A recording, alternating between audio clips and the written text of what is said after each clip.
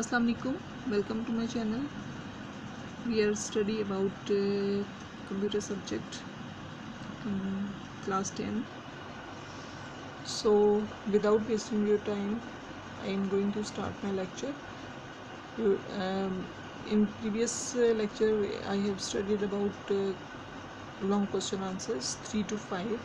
Now long question answers 6 and 7. In this lecture we will cover, right, of chapter number 1, programming techniques.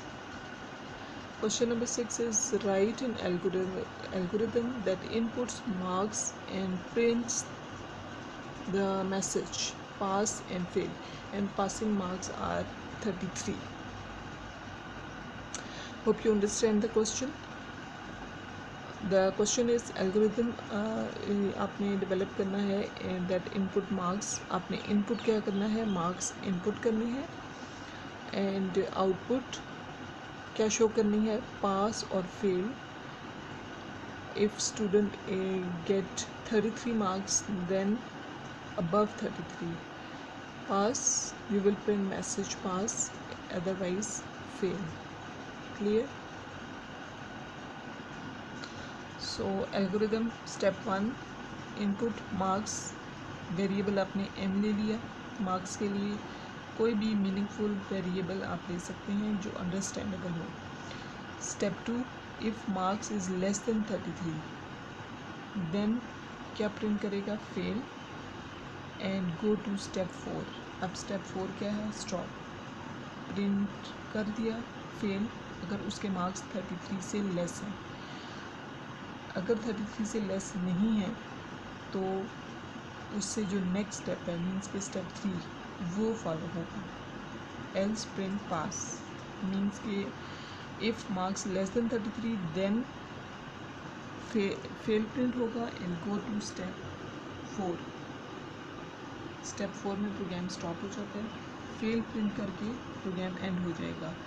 लेकिन अगर marks less than 33 नहीं है तो इससे जो नेक्स्ट स्टेटमेंट है वो प्रिंट होगा. स्टेप 3 एल्स प्रिंट पास. ये इफ़ देन एल्स ये स्टेटमेंट है, आपने बेसिक लैंग्वेज में इसको स्टडी किया होगा.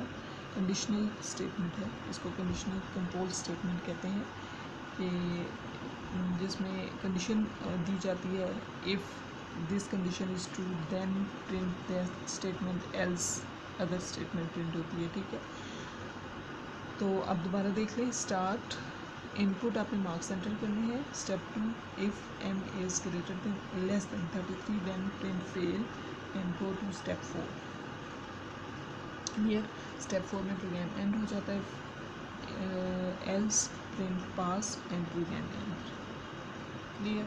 एल्स का क्या मतलब है कि if marks is greater than 33. देख लें आप एक दफ़ा फिर.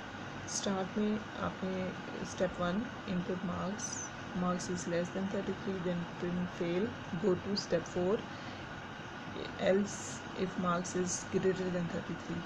एल्स की स्टेटमेंट वो होती है कि अगर मार्क्स लेस देन 33 है तो देन वाली स्टेटमेंट फॉलो होगी. If not true, if marks is greater than 33 then else वाली स्टेटमेंट फॉलो होती है. ठीक है, और step 4 stop.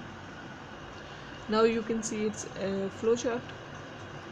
Start. Input symbol आपने यूज़ किया. Input marks m एंटर किया.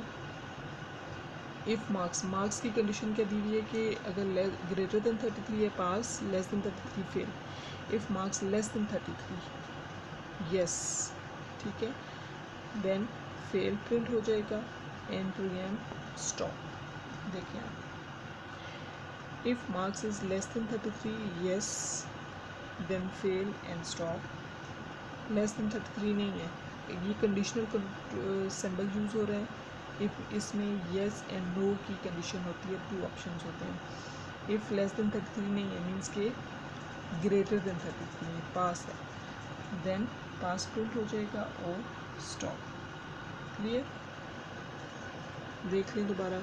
स्टार्ट. इनपुट आपने मार्क्स एंटर किए मीन्स के अगर 30 सपोज के 50 मार्क्स हैं, ठीक है.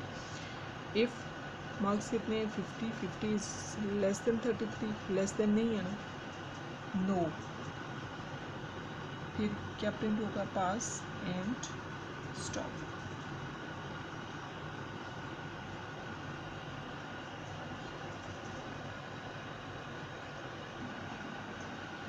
क्वेश्चन नंबर 7 आपका है, write an algorithm to find the sum of given sequence, sum is equal to 20 plus 25 plus 30 plus 35 40, यहाँ 20 से 60 तक की जो सीरीज़ है उसका आपने सम कैलकुलेट करना है, ठीक है। अब पहले आप क्वेश्चन को अंडरस्टैंड कर लें। Find sum of given sequence, 20 से 60 तक का जो सीक्वेंस है उस सब का सम फाइंड आउट करना है। 20 plus 25 plus 30 plus 35 40 45 50 plus 55 plus 60 means के इसका जो स्टार्टिंग है वो आपने 20 से स्टार्ट करना है और 60 तक। तो इनिशियल आपने वैल्यू क्या देनी होगी, वेरिएबल को 20 और एंड वाली वैल्यू 60। तो 20 से 60 की सीरीज़ के दरमियान में जो नंबर्स हैं उनको सम फाइंड आउट करना है और उसको प्रिंट करना है। और आप ये देखें कि इंक्रीमेंट कौन सा चल रहा है, 5 नंबर्स का। तो आपने ये एक ऐसा वेरिएबल लेना है जिसका आप इंक्रीमेंट 5 देंगे। क्लियर हो गया है। 20 से 60 तक की जो सीक्वेंस है उसमें 5 का इंक्रीमेंट हो रहा है और उन सब का सम कैलकुलेट करके प्रिंट करना है। क्लियर। स्टेप 1 स्टार्ट, इनिशियलाइज करना है सम को 20 से और के हमने वेरिएबल लिया है जिसका इंक्रीमेंट हमने कर रहे हैं 5 नंबर से, 5 के डिजिट से। ऐड करना है के को सम से, sum is equal to sum plus k. देखें स्टार्ट में सम की क्या वैल्यू है 20, सम में अब क्या ऐड हो गया है 5, sum plus 5 is equal to 20 plus 5 25।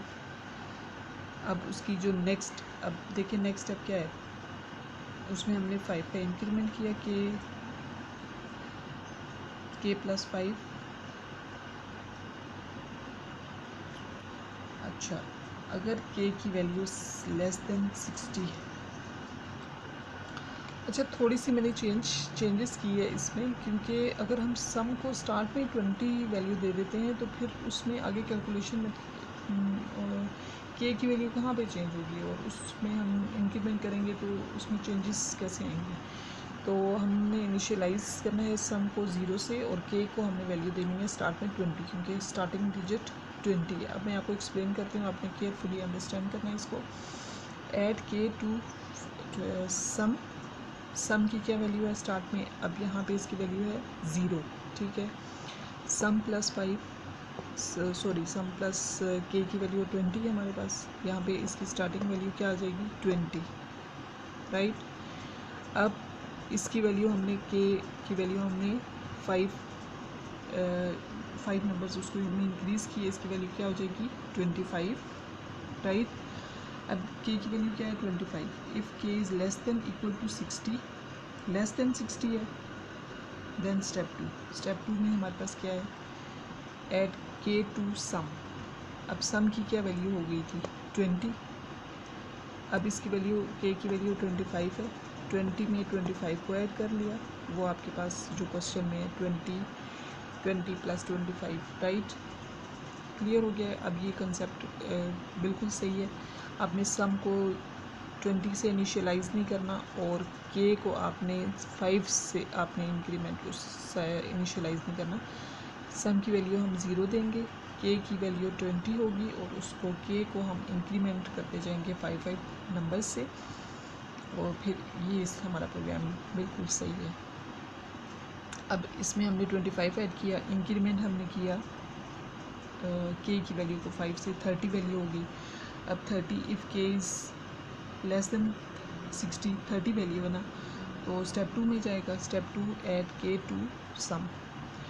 अब 30 वैल्यू उसकी थी, 25 पहले से सम की वैल्यू 25 थी, 25 में हमने 30 को ऐड किया, 25 प्लस 30, ये हमारा प्रोग्राम बिल्कुल ठीक जा रहा है। अब 30 में हमने इनके के की वैल्यू अभी 30 थी, 35 ऐड होगी। इसी तरह से हम जब 60 पे जाएंगे, if k is less than 60, ठीक है, इस तरह से सम करते करते सीरीज कैलकुलेट करते 60 तक जाएंगे। लास्ट डिजिट हमारा 60 है। Less than equal to 60 means k 65 अगर उसकी वैल्यू होगी, ठीक है। तो हम किस स्टेप पे जाएंगे? स्टेप 5 पे जाएंगे। स्टेप 5 क्या है? प्रिंट सम। जो भी कैलकुलेशन आई है टोटल करके वो यहाँ पे प्रिंट हो जाएगी। ठीक है, समझ आइए।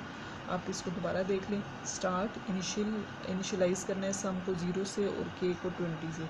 अब मैंने स्टार्ट में सम को 20 से किया था, उसका प्रोग्राम ठीक नहीं जा रहा था, उसकी लॉजिक ठीक नहीं थी। के को हमने 20 वैल्यू देनी है। Add k to sum is equal to sum plus k, और इंक्रीमेंट आपने के को 5 से करना है।